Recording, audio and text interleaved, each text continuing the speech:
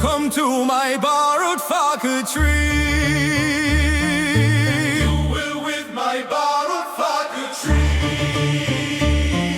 So much democracy when you employer me.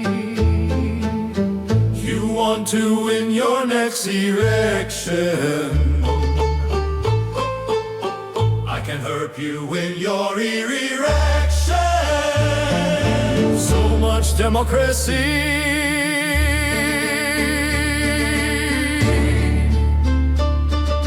You will win with borrowed tree.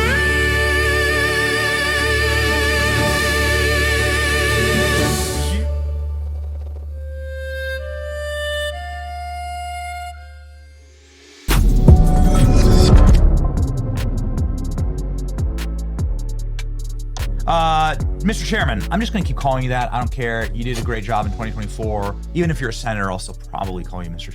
Chairman. I'll just never forget that you were able to stop the fraud in 2024 and give us that incredible election night. So I'll just constantly thank you for that every time you're on the program, Michael. But let's talk quickly about what's going on in Charlotte. It is remarkable to see what a couple of ICE raids do to a municipality. How many criminal aliens live in Charlotte, Michael Whatley?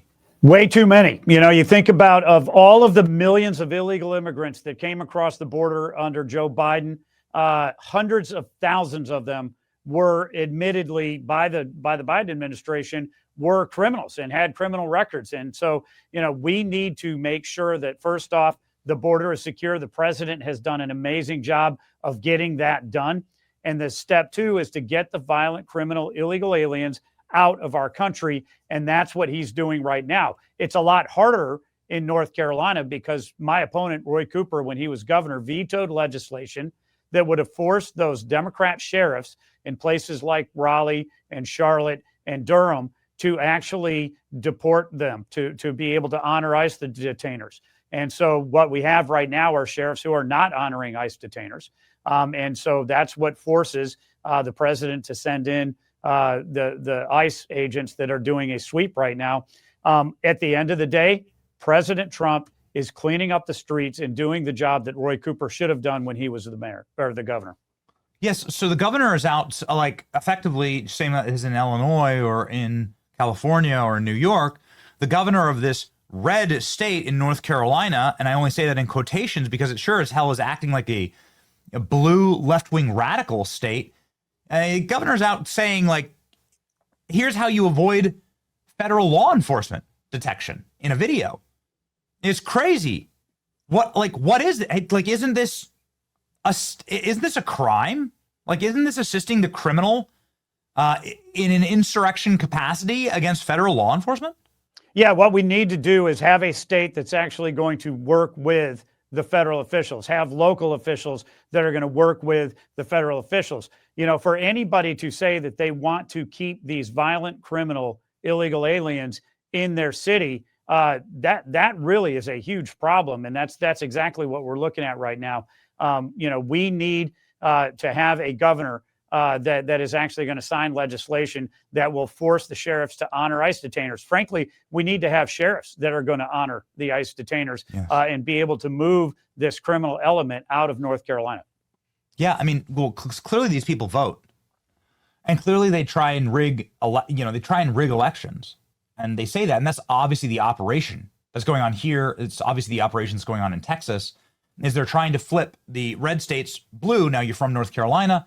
You very famously didn't allow this to happen in 2024 or 2020.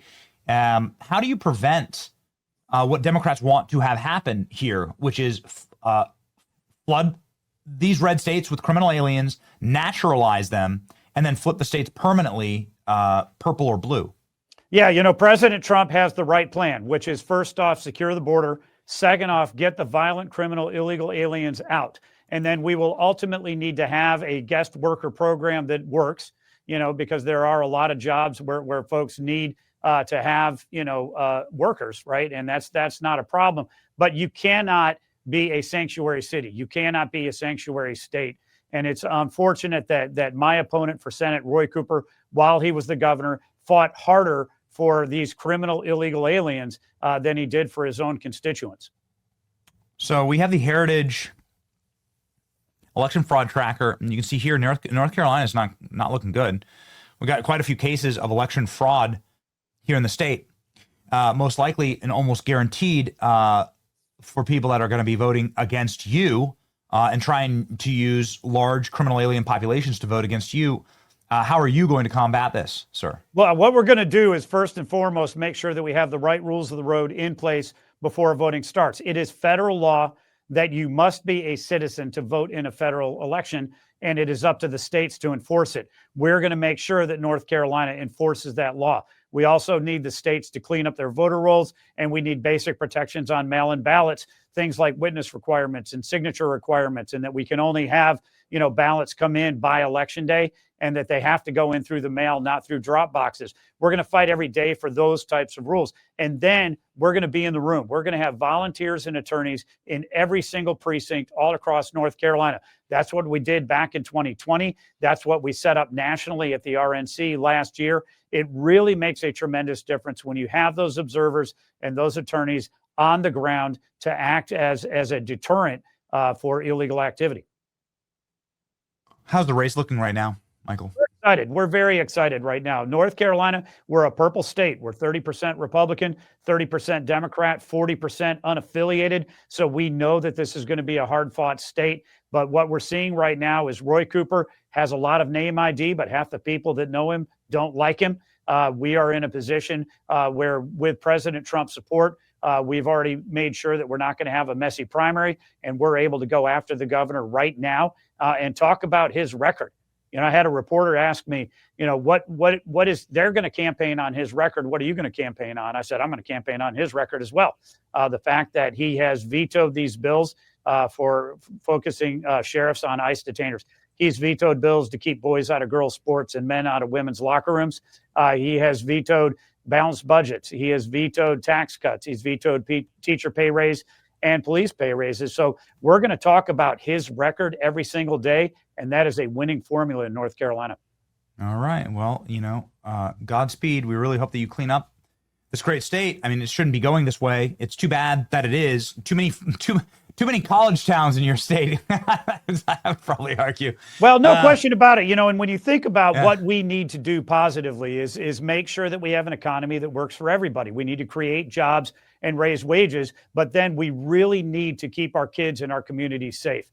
And that's going to come down to making sure that we have police presence, making sure that we're going to get criminals off of the streets, make sure that we're going to get criminal illegal aliens out of the state. When we can enforce the law, that is the best thing. Roy Cooper, my opponent, as he was marching around the capital of Raleigh during the BLM and Antifa riots with the rioters back in 2020, signed an executive order and said he wanted to reimagine law enforcement in North Carolina. We don't need to reimagine law enforcement. We need to enforce the law. These are the basics that are going to work in my election, and every Republican really needs to focus on keeping our kids and our communities safe. Yeah, I mean, you say that, but then, and here's photos, by the way, of Roy Cooper doing exactly what you're talking about, marching around with BLM. And then the results of that is obviously Irena Zastruka. Yeah, you're absolutely right. DeCarlos Brown had been arrested and released 14 different times under Roy Cooper's soft on crime policies. Yes. And I, called on the legislature to pass legislation and roll those soft on crime policies back, which they did. And we can try and get some level of sanity back into, places like Charlotte, places like Raleigh. Is this guy going to face the death penalty? He's going to face the firing squad? Well, he absolutely is, because Pam Bondi has announced that they have federal charges and they're going to be seeking the death penalty. Again, another instance of President Trump and his administration working harder to keep North Carolina citizens safe than Roy Cooper did when he was the governor. Yes. Well, thank you very much. It's a Godspeed to you in this race. We hope that you join us regularly. We do need to keep the Senate. We do need to keep the House. And we need some tough love from, programs like ours against Republicans who are, I think, just frankly blowing it in the Senate and in the House because of a lack of will and a lack of strength. Michael Whatley right here. You should follow him. He's got 100,000 subscribers on X. fighting for the future of the great state of North Carolina. Godspeed. Great. Thanks, Benny.